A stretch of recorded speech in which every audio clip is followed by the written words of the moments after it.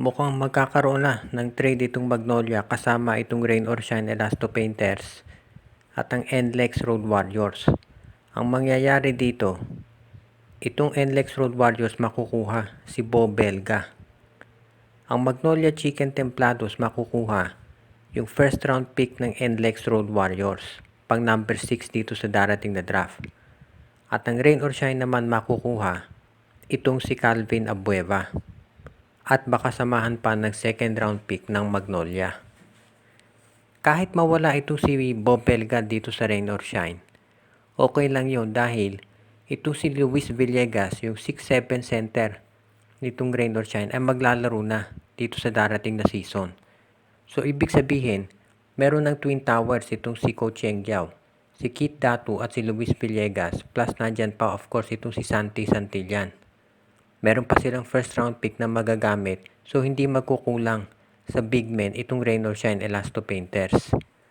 Sa panig naman itong NLEX, kaya nila gustong kunin si Belga dahil wala silang big man. Ang gusto ni Coach Jong Wichico ay yung mga veterano na makapagde-deliver kaagad-agad. At mukhang yan ang hinahanap nila dito kay Bob Belga na pwede makatulong dito. Alam natin mahusay ito sa depensa at magandang complement kay Robert Bolick. Sa panig naman ng Magnolia, yung first round pick ng NLEX magagamit nila yan para kumuha ng isang wingman o di kaya kung meron pang available, isang center. Depende rin kasi yan kung sino pang mga players ng Magnolia ang ite-trade nila bukod dito kay Gio Halalon at kay Calvin Abueva. So mukhang fair naman ang ganitong klaseng trade at sa tingin ko hindi magkakaproblema sa pag-approve ng PBA dahil mga independent teams naman, Rain or Shine, at ang NLEX syempre hindi naman yan papalugi dito sa SMC. Ano nga ba ang posibilidad na itong si Mikey Williams ay mapunta dito sa Converge Fiber Xers? Alam natin na kaya pinakawalan ng Converge itong si Maverick Hanmisi at si Jeron Teng ay dahil ayaw nilang ibigay yung hinihingi nilang salary.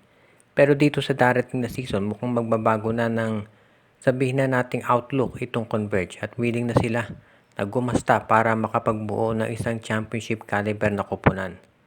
Ang tanong ay kung willing ba sila na bayaran yung hinihiling na contract nitong si Mikey Williams. Alam natin ng TNT nilalako si Mikey sa lahat ng teams na interesado na kumuha dito. Kung ikaw ang Converge, papayag ka kaya? At ang tanong ay sino naman ang magiging kapalit? Sa tingin ko hindi masyadong mataas ang trade value ni Mikey dahil sa tingin ko ngayon itong TNT handa na siyang ibigay kahit kanino basta may makuhang kapalit pag lang sobrang lugi. Kung si Shane Winston siguro pwede. Pero baka si Winston ire-reserva yan nitong Converge Fiber Xers para sa isang first round pick. So baka si Aljon Melesio ang i-trade nila plus magsasama sila ng iba pang mga players para dito kay Mikey Williams. Kung ikaw naman TNT, tanggapin mo na yan dahil at least may makukuha kang player kaysa ngayon na wala. Itong si Mikey Williams, nasa lineup mo hindi naman naglalaro. So kung makuha mo si Aljon Melesio at yung iba pang players ng Converge, parang bonus na rin yan dahil para ka nakakuha ng player na walang kapalit dahil hindi mo naman nagagamit si Mikey Williams. Ang tanong kasi dito, hindi naman yung players na kapalit. Ang problema kung hindi yung contract.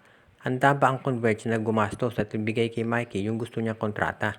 Kung sakaling pumayag ang Converge, kailangan siguraduhin nila na wala na yung stipulation doon sa kontrata na tuwing magcha-champion ay pwedeng mag-renegotiate. Kung hindi, mauulit-ulit yung nangyaring problema dito kay Mikey at sa TNT.